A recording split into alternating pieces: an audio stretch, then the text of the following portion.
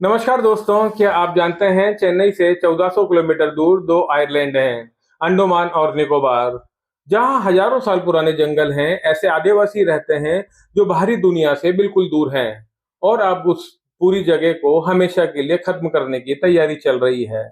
जी हाँ, मैं बात कर रहा हूँ ग्रेट निकोबार मेगा प्रोजेक्ट की।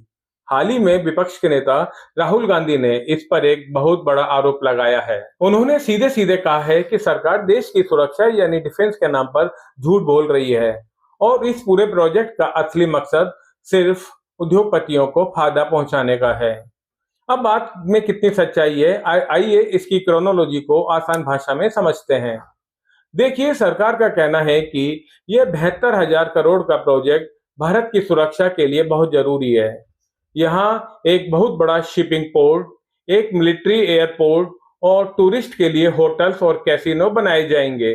सरकार का तर्क है कि हम चीन को समंदर में घेर सकते हैं, लेकिन राहुल गांधी ने यहाँ एक ऐसा सवाल उठाया है जिसे सरकार को बैकफुट पर ला दिया है। राहुल गांधी का कहना है कि अगर सच में देश की सुरक्षा की चिंता है तो निकोबार में पहले से मौजूद भारतीय नौसेना के एयरबेस आईएनएस बास को बड़ा क्यों नहीं किया जाता। नेवी पिछले 5 सालों से मांग कर रही है कि आईएनएस बास को एक्सपेंड किया जाए, तो सेना की बात मानकर पुराने बेस को बड़ा करने के बजाय लाखों पेड़ों को काटकर एक नया कमर्शियल पोर्ट क्यों बनाया जा रहा है। दोस्तों, राहुल गांधी की आलोचना का दूसरा और सबसे गंभीर बड़ा मुद्दा है कि पर्यावरण और वहां रहने वाले लोग। इस प्रोजेक्ट के चक्कर में करीब 10 लाख से ज्यादा पेड़ काटे जाएंगे। The other lie that they're telling is that this forest has 145 trees a hectare, which is basically a lie. This forest has 145 trees in a few meters, not a few hectares. The problem is you want to steal 1.5 crore trees, each of which cost 3 lakh rupees, and fund your own little real estate play. समुद्र के नीचे coral leaf है जो मलबे में तब्दील हो जाएगी और सबसे दुखद बात यह है कि यहाँ रहने वाली शोम्पेन जनजाति, जिनकी आबादी महज कुछ 100 बची है, जिनका घर छिन जाएगा। फादर क्या करते थे? फादर आर्मी में था। अच्छा। फौज में। तो वहाँ से हम सेटलमेंट होके यहाँ हमको लाया गया। आज यहाँ पर इस तरह हाल में है, क्या कर सकता है?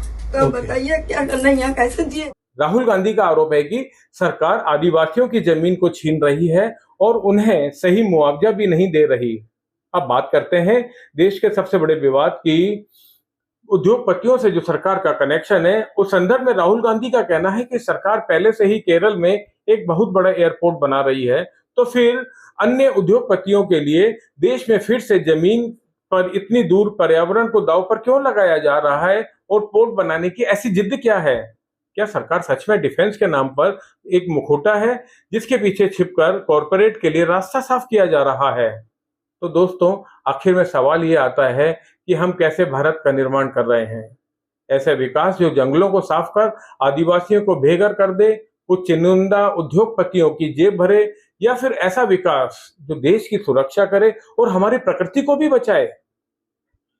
राहुल गांधी ने इसके खिलाफ एक ऑनलाइन पेटिशन शुरू किया है, ग्रीन ओवर ग्रीड। इस पूरे मुद्दे पर आपका क्या सोचना है, नीचे कमेंट्स बॉक्स में जरूर बताइएगा। वीडियो पसंद आए तो शेयर कीजिए। मिलते हैं अगले वीडियो में। धन्यवाद।